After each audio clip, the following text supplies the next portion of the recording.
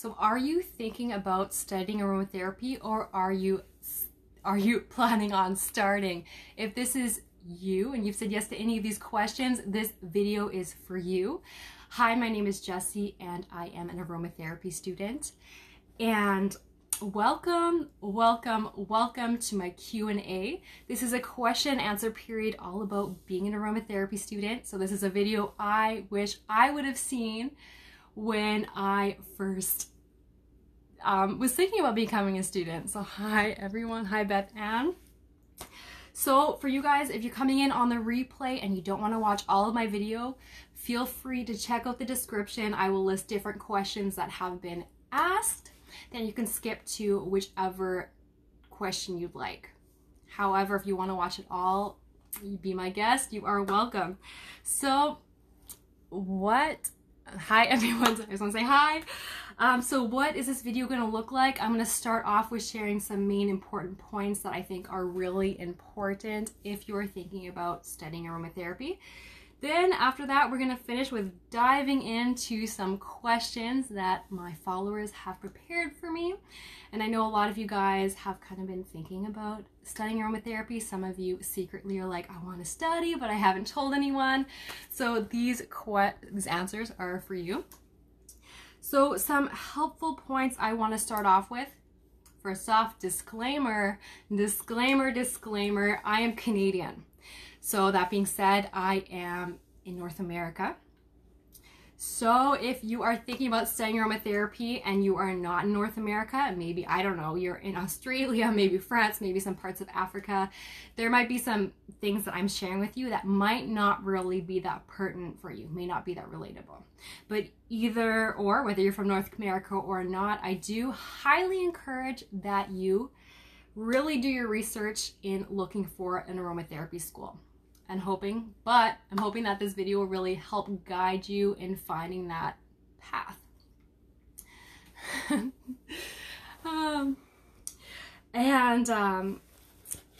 Bethany said it's like, oh, happy birthday to your girl. Hi, Janessa. So the main points I want to say is that if you want to practice as an aromatherapist, it's important that you be a part of an association, an aromatherapy association. Some of the more popular ones would be NAHA, which is the National Association of Holistic Aromatherapy, and AIA, so the Alliance of International Aromatherapists. And in order to be a part of those associations, you're going to need to get certified and take some aromatherapy classes. However, let me warn you that there are some weird and sketchy courses on aromatherapy and essential oils that are being offered out there. So I really want to caution you with that. Some that say that they're certified, some that say that they're certification courses that are certified by who? We don't really know. So a safe way, and what I'd recommend someone who's thinking about studying aromatherapy is to really look on some of the reputable aromatherapy association websites and see what schools are approved and recognized. And thanks, Janessa, for the encouragement.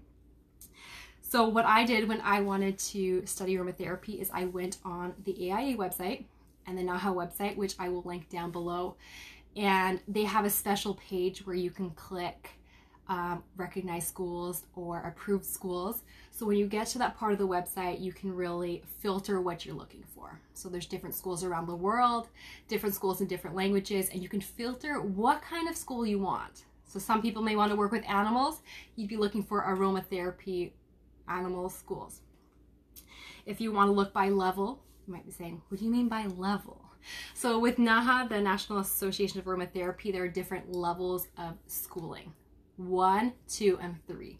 1 being the lowest and 3 being the highest. So if you are, let's say, like a chiropractor, a massage therapist, or I don't know, a social worker, and you want to incorporate essential oils into your practice, maybe a level 1 is best for you, a NAHA level 1 course. But if you want to study as an aromatherapist, you may choose a level 2 or 3. So when you're on that page, you can kind of filter what schools you want. Personally, I wanted a level 3, so that's what I looked for. So quick recap. Again, I'm North American. This may or may not relate to you, but this will hopefully be helpful for you. You're going to want to find a course that is recognized by an aromatherapy association. I think that's the safest route. And yeah, just consider like if there's a certain level you want of training, you can look into that. If you go to the NAHA website, you can kind of see what a level 1 membership is, level 2, level 3, and what the criteria is. So what we are doing now is we're going to dive right into the questions that you guys have given me and sent. All right.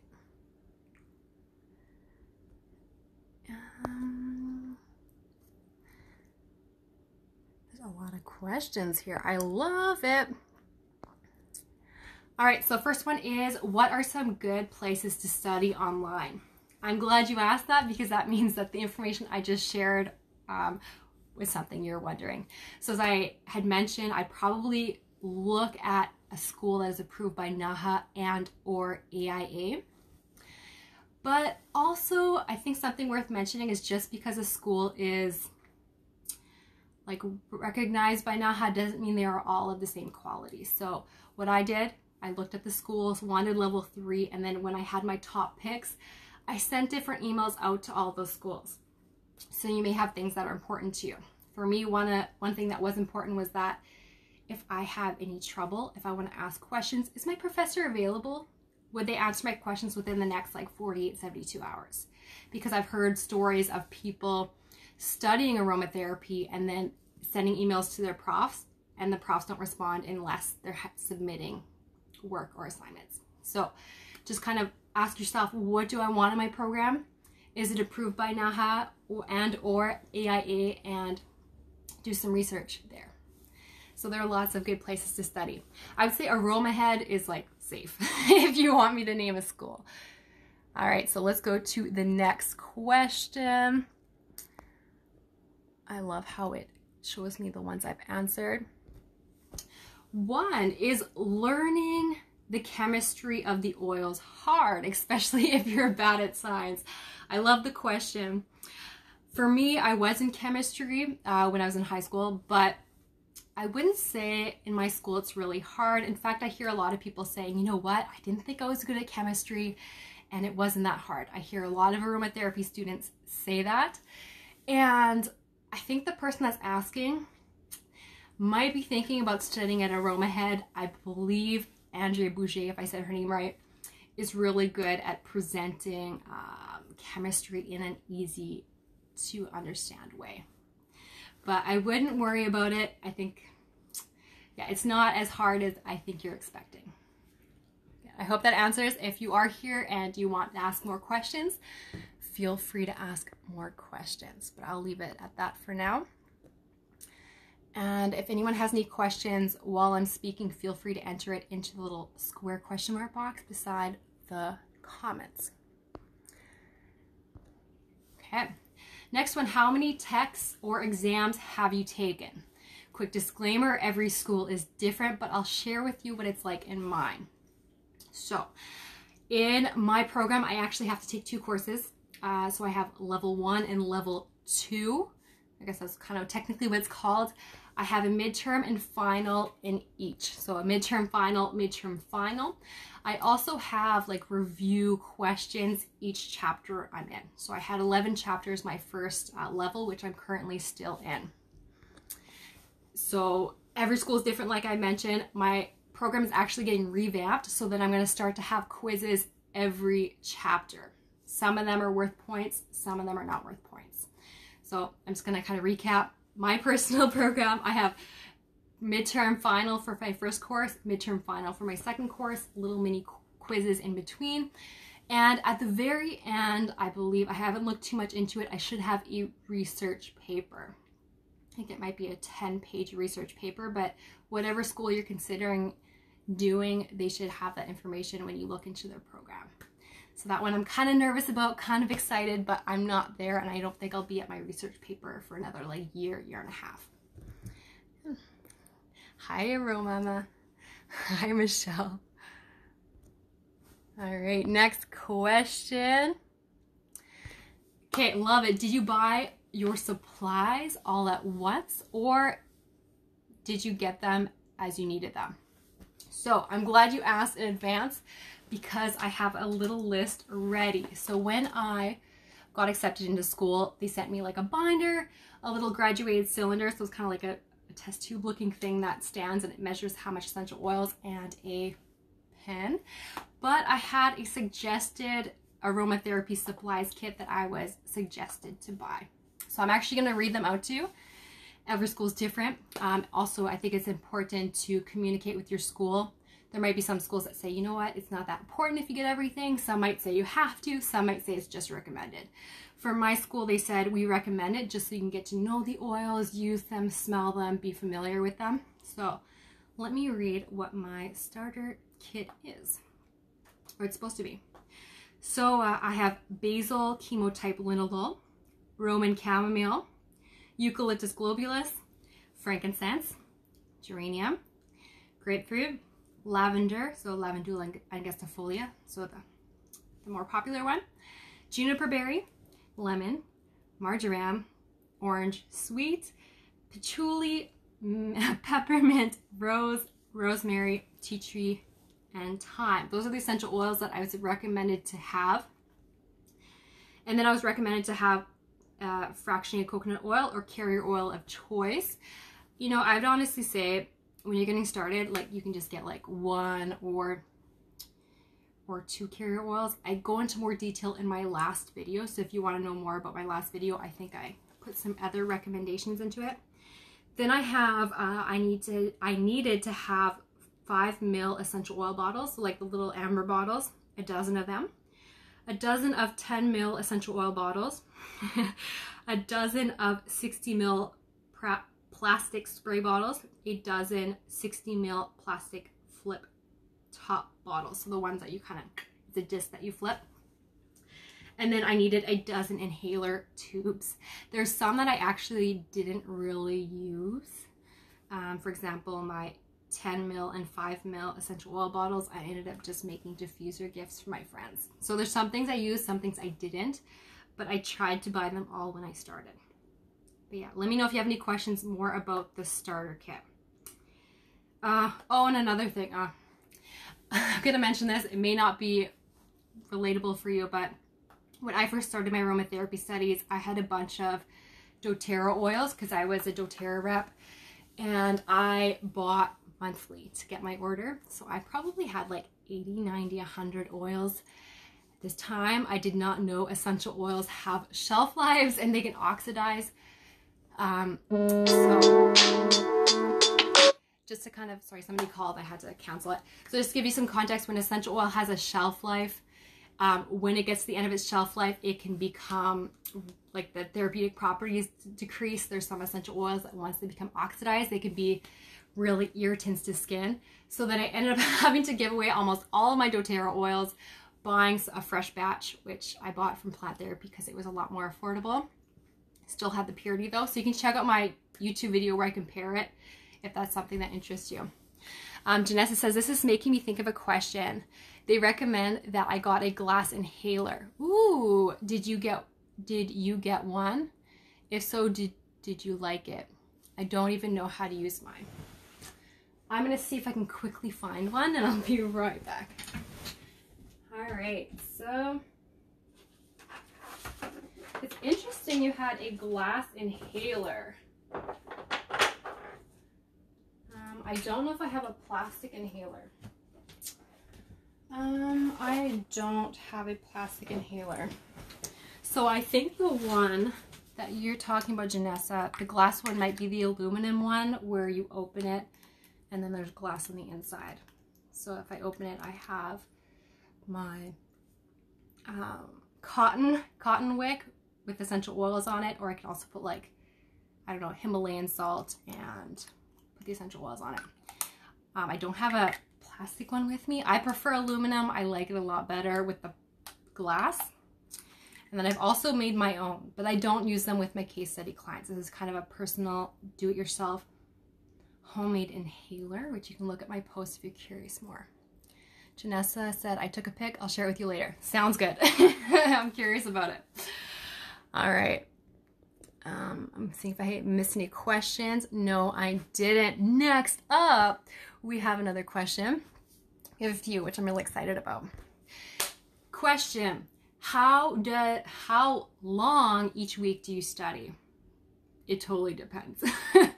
So I think you're asking because you want to know what to expect. There are many factors here. So different essential oil programs have different, I guess, things to consider. If I look at AromaHead, I believe their level 2 course is actually 235 hours. Mine is 750 hours. So it's a huge difference. Also, different programs have different time limits. For example, I've seen programs that says that you should finish within 6 months. It should be finished in a year. It should be finished in, I don't know, 2 years. So given that, you kind of calculate what works for you.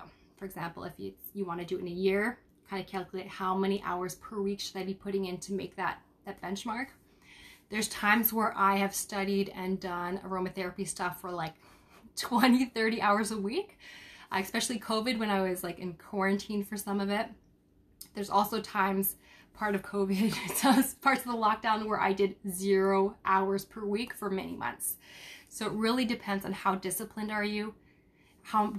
you are, and also how your program is. From my understanding, what I've seen, a lot of them are self-paced. So you have how many hours you should do, and then maybe a due date, and then you decide, do I want to do it faster? Do I want to equal it out? And then maybe you know that certain parts of your life or seasons are more busy, so then you might want to do more time in certain weeks. Does that make sense? Give me a heart if that makes sense. So you have a certain amount of hours that each program is, and then you kind of decide how many hours do I want to do to make the deadline, or do I want to finish earlier? Next question. Okay, do you have to make everything they suggest? Or, thanks for the heart, Aroma. Do you have to make everything they suggest, or can you pick and choose? Okay, I am not 100% sure. You can clarify what you mean by this, but in my program, there's not really things that I have to make. Like, I don't really have recipes where it's like, okay, now we're gonna make a butter, now we're gonna make this or that. However, when I have a client, like when I have a case study, I will interview my client, kind of see what their health concerns are, what they want to improve in their health, and then I kind of make a blend. So I usually choose the blend. Sometimes I'll say I want it to be an emulsion or a lotion, so I make the blend. I want it to be butter or just a roll-on oil, whatever I choose, I can make it. So for my program, I have a lot of flexibility. There's nothing that I really have to make, except for like a product for my client. But then in the end, it's my choice what kind of product I make, and then I have to justify why. Let me know if you have more questions on that. I'm hoping I answered it, but I don't know. There might be programs where you have to make specific things. Next one. Okay, this one is different requirements in Canada, question mark. So like I had said, hi from Madrid, Spain. So as I said, I am Canadian, so my route is perfect for your, like, however you want to do your studying. So if you look up NAHA, AIA, see what schools are approved, check them out. Those would be appropriate schools for you. I'm hoping that answered the question, but I'm Canadian, so whatever I did, you can, you can do. Next one.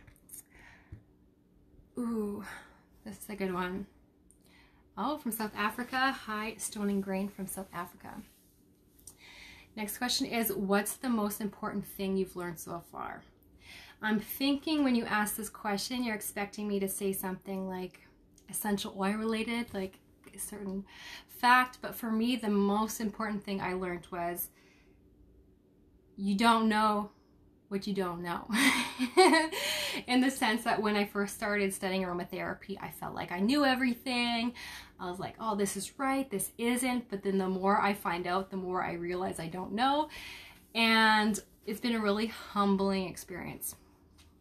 You don't know what you don't know. And the more I realize I know, so the more I know, the more I realize I don't know. It's mind-blowing, but the more I learn about essential oils, the more I realize I do not know. So it's kind of a philosophical answer, but that is probably what I've learned, the most important thing I've learned. and to try and stay humble. Just because I'm studying doesn't mean I'm better than anyone or that I know everything, because the more I learn, the more I realize I don't know. All right, next question. Oh, this person says, don't think I'll be there at the live due to time differences. Enjoy your live, but this person is here, so hello. I'm glad you made it. Wow, exactly what I meant with the question. Cool. That's okay. So the person that asked the last question, that's kind of what she meant. So cool. We're on the same page. Same page. All right. Next question is, which institution are you studying at? For those who've been following me, you know that I actually don't like to disclose that just for privacy and personal reasons. But what I will say is that it is a school that is approved and recognized by NAHA, AIA, as well as other aromatherapy associations. And I just want to be clear, if I was working with a client as an aromatherapist, or when I have case study clients in real life right now, I do disclose that. I believe that if I am working with someone, that is something that does need to be disclosed. So if you are working with somebody that is an aromatherapist that says they are, you have the right to know. You have the right to know if you're working with them. So I just want to be clear about that. But for me, I don't like to say the word influencer, but on Instagram, I don't personally like to share that detail. Do you ever export your products? I always ask. No, I don't. No, I don't. I think I have so much. First, I have to finish my certification, get a part of an association, and then after that, I think I need to buy special insurance to be able to sell. So I don't know if I'll end up ever selling and exporting my products, but who knows? Good question. Thank you, Stone and Green. Okay, I don't think I see any questions in the chat. If I've missed it, please click on the part where there is the question mark and you can ask the question. At this point, I have 2 more questions left, so after that, we are done. All right. What are some red flags to look for in a program or course? I love this question. Okay. As I'd mentioned, I really think and highly recommend that if somebody is studying aromatherapy, that they try to go with a school that is approved by a well-known and recognized aromatherapy association like NAHA, AIA.